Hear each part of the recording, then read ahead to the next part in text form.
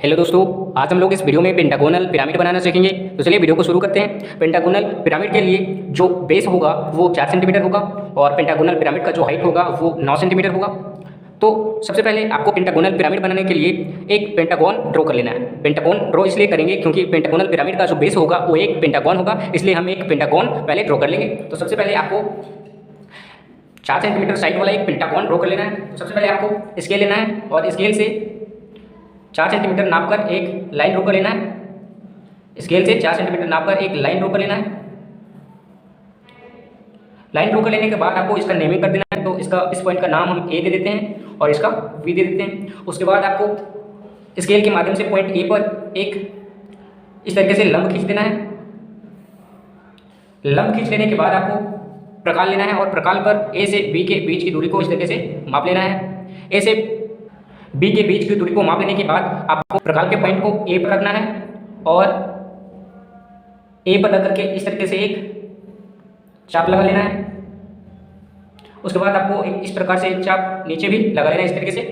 उसके बाद आपको प्रकाल के पॉइंट को बी पर रखना है और इस तरीके से एक कट ऊपर और एक कट इस तरीके से नीचे लगा लेना है।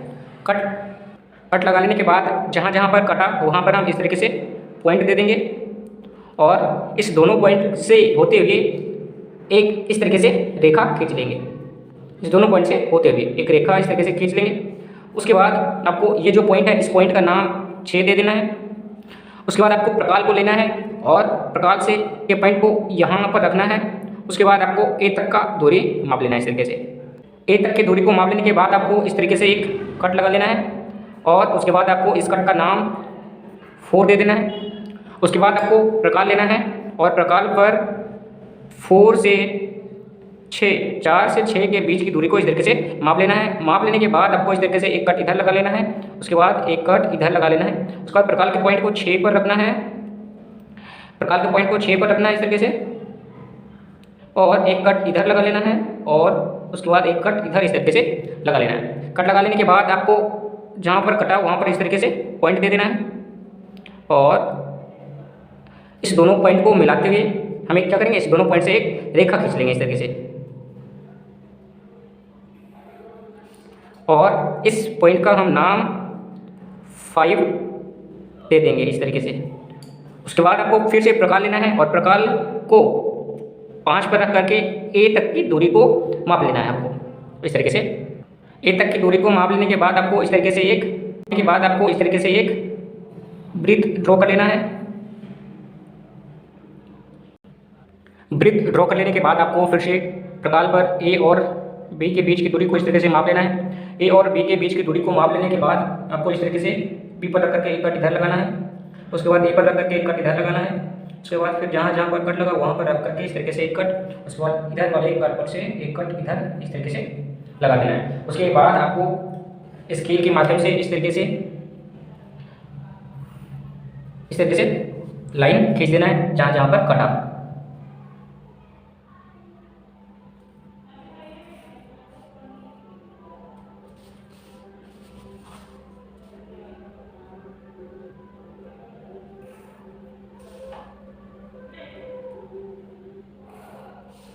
उसके बाद आपको इसका नाम दे देना है। तो इसका नाम A B C D और E। तो हमारा A B C D और E जो है पेंटागन बन गया। अब क्या करेंगे हम इसके केंद्र, अब इसका केंद्र ये है 5 वाला पॉइंट जो था हमने जिसे लिया था, इस केंद्र से आपको 9 सेंटीमीटर ऊपर क्या करना है, आपको पॉइंट लगा देना है। तो इस केंद्र से 9 सेंटीमीटर ऊपर आपको क्या करना है, पॉइंट लगा लेना है। तो हम क्या करेंगे, एक पॉइंट लगा लेंगे इस तरीके से। पॉइंट लगा लेने के बाद आपको इसका नाम, इस पॉइंट का नाम दे देना है। तो इस पॉइंट का नाम हम F दे देते हैं। तो इस तरीके से हम F दे दिया उस पॉइंट का नाम। अब क्या करेंगे हम कि बारीकी से सभी पॉइंट को F से मिलाएंगे। तो इस तरीके से आपको A से F को मिलाना है। उसके बाद आपको इस तरीके से B से F को मिलाना है। उसके बाद इस तरीके से C से F को मिलाना है। उसके बाद इस तरीके से E से F को मिला देना है। उसके बाद आपको ये ए बी सी और ई भुजा, ए ई ए बी और बी सी भुजा से जो ये वाला भुजा होगा, ये वाला लाइन जो होगा ये ढका जाएगा। इसलिए हम क्या करेंगे, इसे डॉट लाइन से एफ तक मिलाएंगे इस तरीके से। इस तरीके से आपको भी डॉट लाइन दे देना है। डॉट लाइन का प्रयोग हम वहाँ पर करते हैं जहाँ पर हमें कोई दीवार या तो पीछे वाली भुजा नहीं दिखती है। तो ये पीछे वाली भुजा नहीं दिखेगी हम, तो इसलिए हमें डी से एफ तक डॉट डॉट रेखा इस तरीके से ड्रॉ कर देना है आपको भी। उसके बाद आपको लास्ट में क्या करना है कि एफ से इस तरीके से एक लाइन इधर एंड उसके बाद इसके केंद्र के पैरेलल में रख करके उसके बाद इस तरीके से एक लाइन इधर ड्रॉ कर लेना है। उसके बाद इन दोनों को के बीच में इस तरीके से एक लाइन खींच देना है और इसके बीच में एरो दे देना है इस तरीके से, ऊपर भी एरो दे देना है आपको। और इसके बीच में जो इस हमने हाइट लिया उस हाइट को लिख देना है। तो हमने यहाँ से ऊपर कितना हाइट लिया 9 सेंटीमीटर, तो यहाँ पर हम क्या लिख देंगे 9 सेंटीमीटर। उसी तरीके से आपको नीचे भी कर देना है, नीचे भी डायमेंशन दे देना है। ए बी भुजा हमने कितना दिया, तो ए बी भुजा हमने कितना दिया उसमें क्या करना है डायमेंशन दे देंगे। तो इस तरीके से आपको लाइन खींच लेना है और इस तरीके से मिला लेना है एंड उसके बीच में फिर एरो दे देना है इस तरीके से।